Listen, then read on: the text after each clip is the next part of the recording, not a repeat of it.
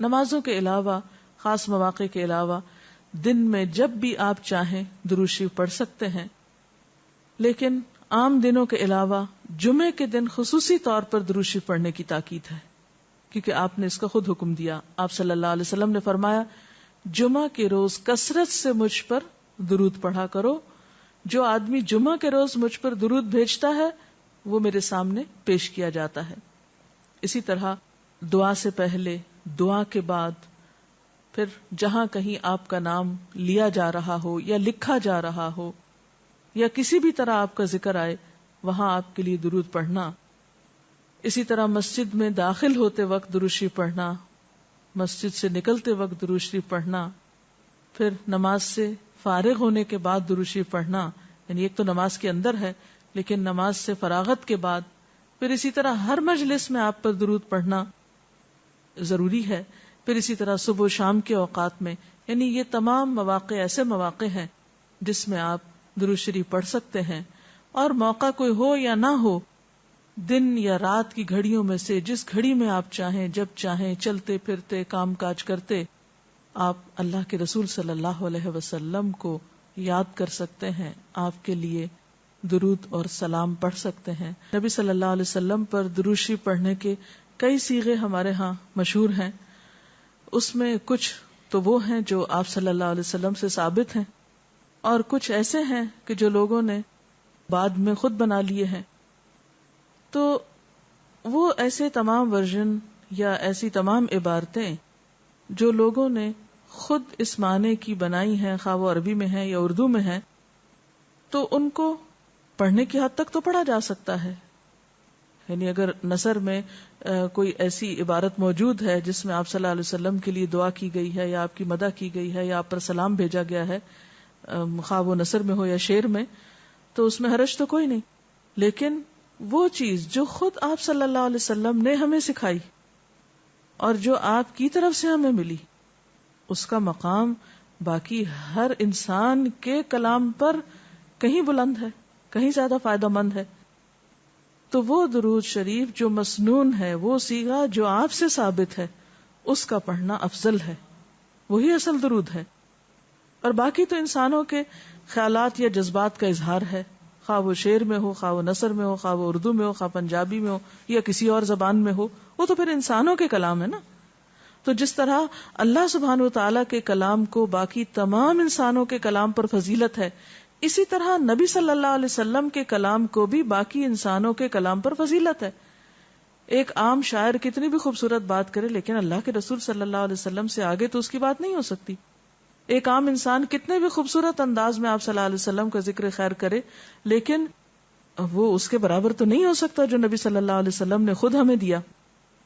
تو بہترین صیغہ وہی ہے جو ہم نماز میں پڑھتے ہیں، جسے درود ابراہیمی کہا جاتا ہے، اور اس کا پڑھنا باعث اجر و ثواب ہے اور اس میں کوئی شک ہی نہیں. اسی طرح یہ چونکہ تھوڑا طویل ہے تو اس کو مختصر انداز میں بھی آپ پڑھ سکتے ہیں. مثلا صرف اگر آپ صلی اللہ علیہ وسلم کہہ رہے ہیں تو یہ بھی درست ہے، یہ بھی درود شریف مکمل ہے ایک طرح سے اگرچہ مختصر ہے. اسی طرح اللہم صلی وسلم علی نبینا محمد، یہ بھی آپ پڑھ سکتے ہیں. صلی اللہ علی النبی الکریم کہہ سکتے ہیں. تو مختصر ہو یا درود ابراہیمی کچھ طویل شکل میں ہو، اصل چیز تو ذکر میں مشغول ہونا ہے. تعداد میٹر نہیں کرتی جتنا وہ احساس اور جذبہ اور عقیدت جو کہ درود شریف پڑھتے ہوئے آپ صلی اللہ علیہ وسلم کے لیے ہماری ہو سکتی ہے. تو ہمارے لیے دن میں بے شمار مواقع ایسے ہوتے ہیں کہ جس میں ہم درود شریف پڑھ سکتے ہیں. سب سے پہلا موقع تو خود نماز کا موقع ہے. اس وقت تک نماز مکمل نہیں ہوتی جب تک ہم اس میں درود شریف نہیں پڑھتے. پھر اسی طرح عام نمازوں کے علاوہ نماز جنازہ میں بھی درود شریف پڑھا جاتا ہے. پھر اذان کے بعد درود شریف پڑھا جاتا ہے. آپ صلی اللہ علیہ وسلم نے فرمایا جب مؤذن کی آواز سنو یعنی اذان سنو تو وہی کہو جو مؤذن کہتا ہے، یعنی اذان کا جواب دو، پھر مجھ پر درود پڑھو. یعنی اذان کا جواب دینے کے بعد جب اذان ختم ہو جائے تو کیا کرنا چاہیے؟ نبی صلی اللہ علیہ وسلم پر درود بھیجنا چاہیے.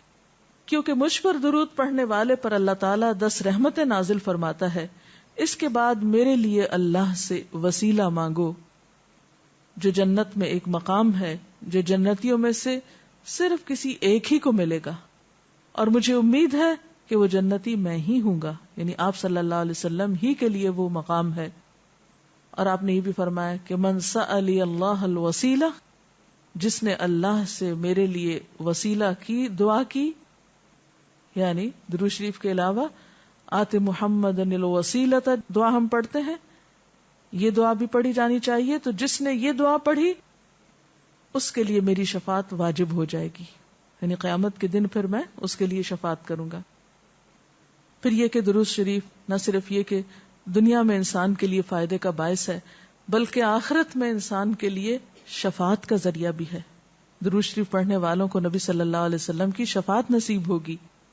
آپ نے فرمایا جس نے 10 مرتبہ صبح و شام مجھ پر درود بھیجا اسے قیامت کے دن میری شفاعت حاصل ہوگی. اب یہ کہ اگر زیادہ وقت نہ بھی ملے تو 10 دفعہ درود شریف پڑھنا آخر کیا مشکل ہے، کتنی دیر لگ جائے گی، لیکن اس کا اجر و ثواب اور اس کا فائدہ کس قدر ہے. پھر اسی طرح درود شریف دعاؤں کی قبولیت کا ذریعہ بھی بنتا ہے. یعنی اگر دعا کرنے سے پہلے درود شریف پڑھا جائے اللہ تعالیٰ کی حمد و ثنا کے بعد، تو اس سے دعا کی قبولیت میں اضافہ ہوتا ہے. نبی صلی اللہ علیہ وسلم کے ساتھ حضرت عبداللہ بن مسعود اور حضرت ابوبکر اور حضرت عمر تشریف فرما تھے.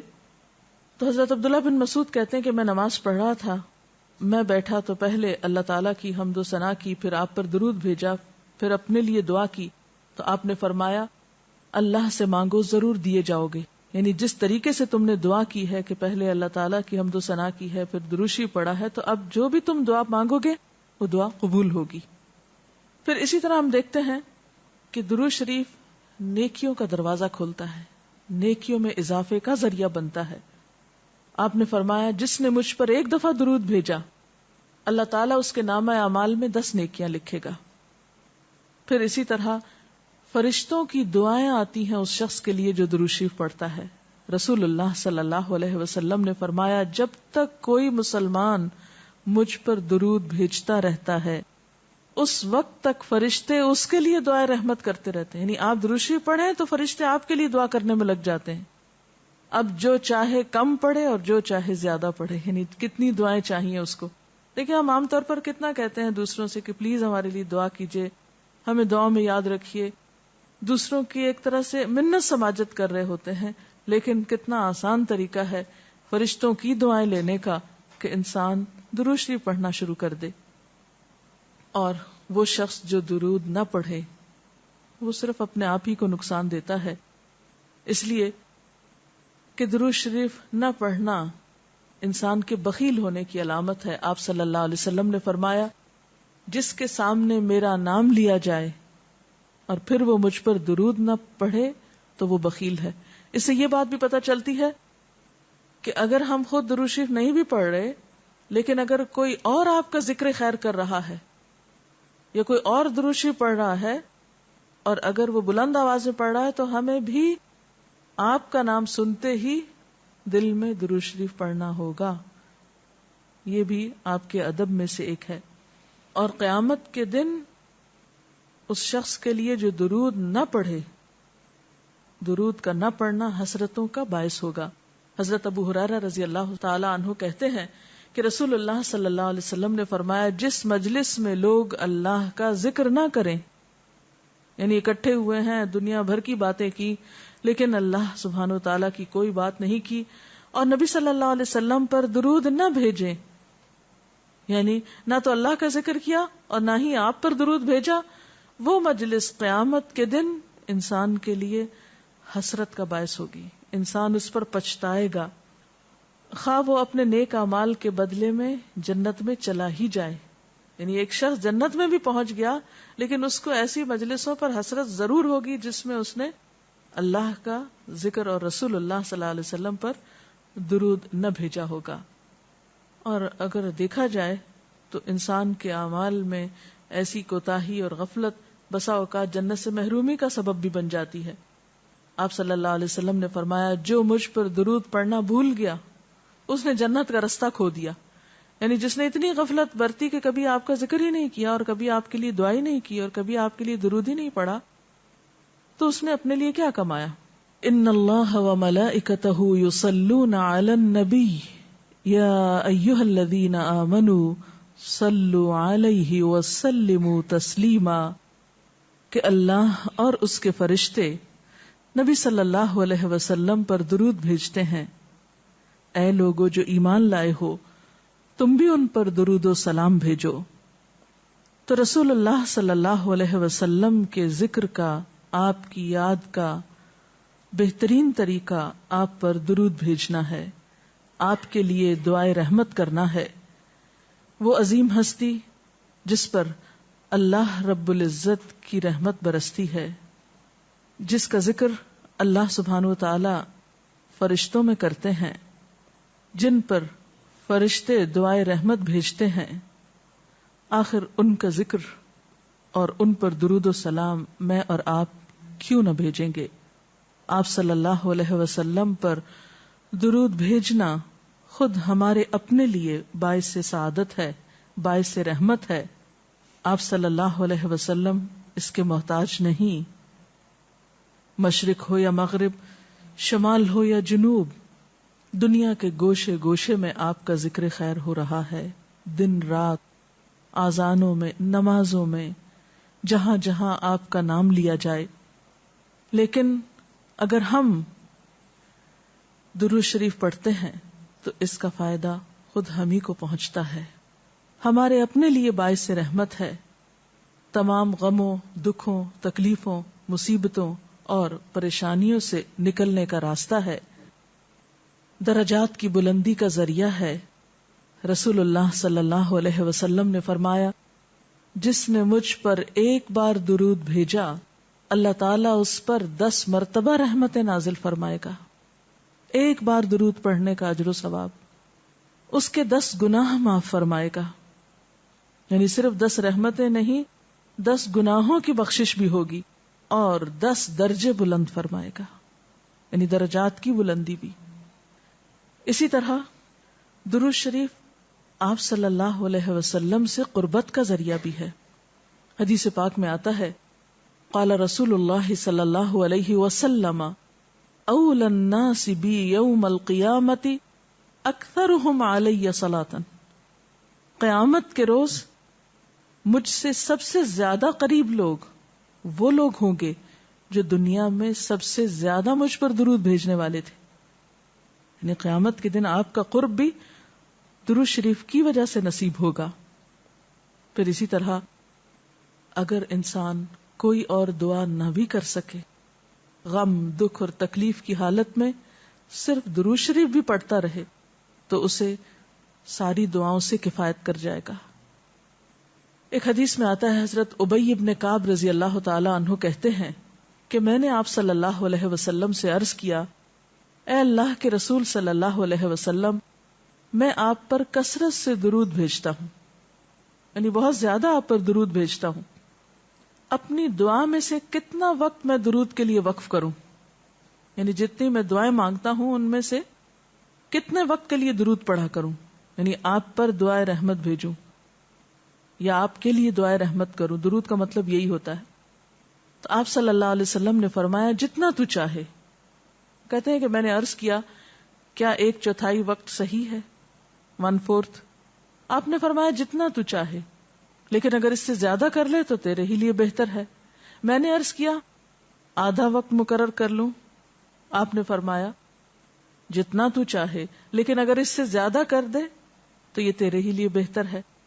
میں نے عرض کیا 2/3 مقرر کر لوں؟ آپ نے فرمایا جتنا تو چاہے, لیکن اگر زیادہ کرے تو تیرے ہی لیے بہتر ہے, یعنی تجھی کو اس کا فائدہ ہوگا. میں نے عرض کیا میں اپنی ساری دعا کا وقت درود کے لیے وقف کرتا ہوں, یعنی جتنی دیر میں اور دعائیں مانگتا ہوں وہ سارا وقت صرف آپ کے اوپر درود بھیجنے کے لیے وقف کر دیتا ہوں. اس پر آپ صلی اللہ علیہ وسلم نے فرمایا پھر تو یہ تیرے سارے دکھوں اور غموں کے لیے کافی ہوگا اور تیرے گناہوں کی بخشش کا باعث ہوگا. گویا اگر کوئی شخص دعا نہ بھی مانگ سکے, اس میں بعض اوقات انسان کی ڈپریشن، غم، دکھ، تکلیف اور پریشانی کی وجہ سے ایسی حالت ہو جاتی ہے کہ انسان اپنے آپ کو بھی بھول جاتا ہے، اسے کوئی راستہ نظر نہیں آتا، اسے سمجھ ہی نہیں آتا کہ وہ مانگے بھی تو کیا مانگے. بعض مسائل زندگی میں ایسے ہوتے ہیں، بعض پریشانیاں اس طرح انسان پہ آ پڑتی ہیں کہ انسان ہوش و حواس کھونے لگتا ہے. ایسے میں اسے کہاں یاد رہے گا کہ وہ کیا مانگے اور کیا نہ مانگے. تو ایسی صورت میں درود شریف اس کے لیے سارے غموں، دکھوں اور تکلیفوں سے نجات کا ذریعہ بن جائے گا. پھر آپ دیکھیے کہ آپ صلی اللہ علیہ وسلم پر درود بھیجنے والے کے لیے اللہ تعالی کی طرف سے سلامتی کا وعدہ ہے. حضرت عبد الرحمن بن عوف رضی اللہ تعالیٰ عنہ فرماتے ہیں کہ رسول اللہ صلی اللہ علیہ وسلم ایک روز گھر سے نکلے اور کھجوروں کے ایک باغ میں داخل ہوئے. صحابہ کرام ساتھ تھے اور وہاں آپ نے بہت طویل سجدہ کیا، دیر تک سجدے میں پڑے رہے، حتیٰ کہ مجھے اندیشہ ہوا کہ کہیں اللہ تعالیٰ نے آپ کی روح تو نہیں قبض کر لی. یعنی اتنی دیر ہو گئی ہے سجدے میں، اتنا لمبا سجدہ ہے اور آپ اٹھ ہی نہیں رہے، خیریت تو ہے؟ یعنی ان کو فکر لاحق ہوئی. تو حضرت عبد الرحمن بن عوف کہتے ہیں کہ میں رسول اللہ صلی اللہ علیہ وسلم کی طرف دیکھ ہی رہا تھا کہ آپ نے سر اٹھایا. یعنی جب میری فکر سے یہ حالت تھی تو آپ نے سر اٹھا دیا اور فرمایا کیا بات ہے، کیوں پریشان ہو؟ میں نے اپنی فکر کا ذکر کیا، بات بتائی تو آپ نے فرمایا کہ جبریل علیہ السلام نے مجھ سے کہا ہے کہ اے محمد صلی اللہ علیہ وسلم، کیا میں آپ کو ایک بشارت دوں، ایک خوشخبری نہ دوں؟ اللہ کریم فرماتا ہے جو شخص آپ پر درود بھیجے گا میں بھی اس پر رحمت نازل کروں گا، اور جو آپ پر سلام بھیجے گا میں بھی اس پر سلام بھیجوں گا. گویا جو شخص رسول اللہ صلی اللہ علیہ وسلم پر سلام بھیجتا ہے جواب میں اس کے لیے اللہ کا سلام آتا ہے. اس سے بڑھ کر انسان کے لیے سعادت اور خوش قسمتی کی اور کیا بات ہو سکتی ہے. اللہ تعالی ہمیں ان لوگوں میں شامل کرے جو کثرت سے آپ پر درود بھیجتے ہیں.